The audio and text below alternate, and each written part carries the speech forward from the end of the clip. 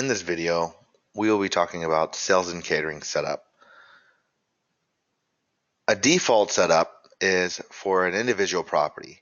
Now, you are able to have multiple types of setup if you have multiple properties, as you see here.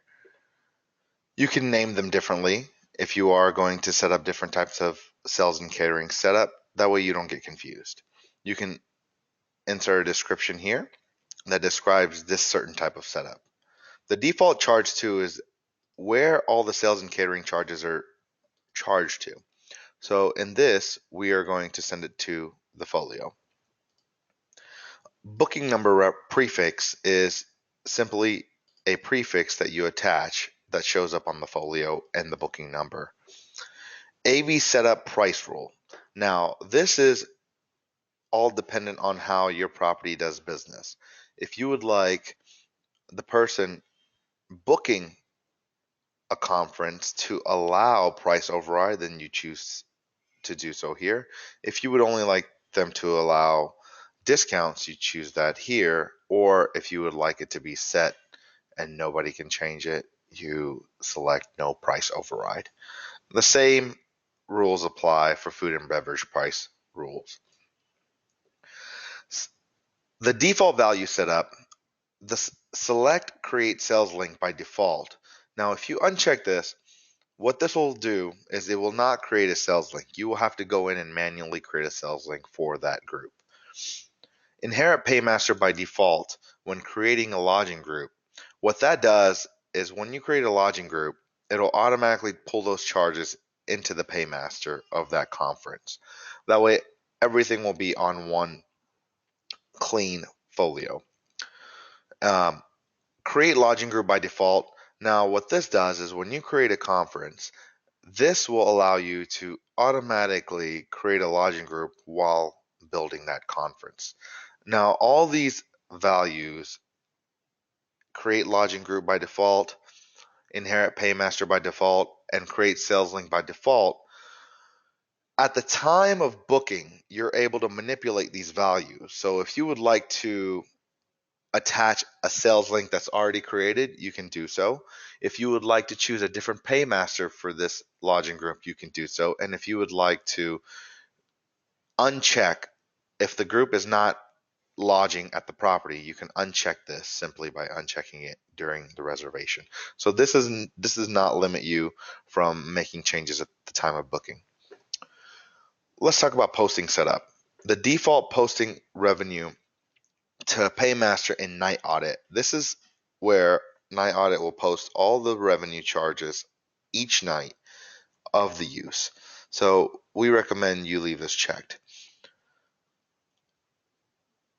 Post inventory transactions. This is going to be a future enhancement in Cenium. This will track inventory controls. However, we are not using this today. Use estimated costing. This is where you will apply, for example, a cost of an item may be $5 and you're selling it for $15. If you check this, this will apply to sales and catering as well. So you're able to estimate the cost and the profit for each group. On the right side is a little bit more important. This is what you will utilize day to day, and this is where a lot of employees may make mistakes. So as you set this up, please be aware. When you allow unassigned rooms on an event, you will be able to book an event without a room assigned. Now, this can be a great thing or it can be a bad thing, all depend on how you utilize this. So the same applies for an unassigned room in reserve status. If you have a room in reserve status, you're able to continue booking rooms without assigning a room. Now, this allow overbooking room within conference booking. So what this does is self-explanatory. You're able to overbook a room within the conference booking, and this is all dependent on how your property deals with overbookings. If your property does not overbook much, then I would simply uncheck this, as this can get a little hectic. However, these do give you definite options if you have a lot of events coming in, a lot of them may be tentative, or maybe you have, a group that would like to reserve, you know, 10 different conference rooms at 10 different times. This will allow you to do so. Change tracking. Now, we encourage all properties to change track. That way, if somebody makes a mistake, you're able to go back and correct them.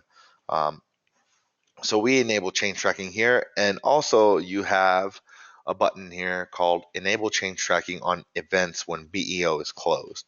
Now that does not limit change tracking for when the BEO is open. That is why we have it here. So if you check both of those, you're able to track many, many different things. And I will get to change tracking in a different video.